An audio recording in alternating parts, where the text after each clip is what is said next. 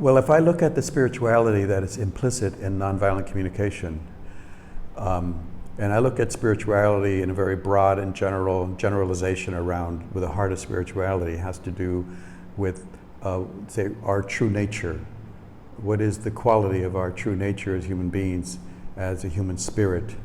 And so the true nature is that essential something, that essence that we awaken and awaken to, and as the objective or the goal or the manifestation of what our intention is in spiritual practice.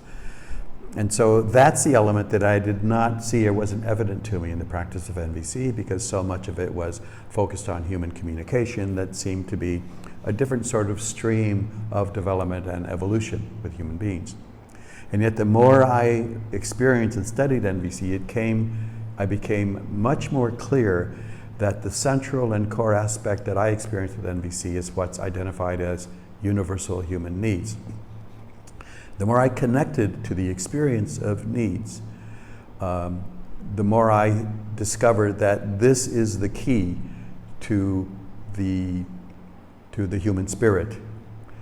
And so it was about 20 years ago that, after I developed a bit of clarity, that I started offering what I called NVC as a spiritual practice. And the element of human needs was the central core aspect of that. And the development of needs as an energetic, qualitative experience that is a prior condition that we can tap into within the human heart. So that the essence of who we are as human beings, the essence of our heart, actually is the source of the life energy that gives impulse that eventually shows up as our human needs, as what we essentially value, as what really matters to us. So then, in identifying that, I found to be really crucial, so that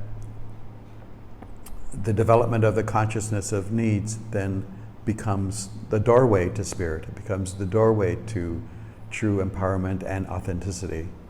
So these are, I guess, some of the key elements that I would identify.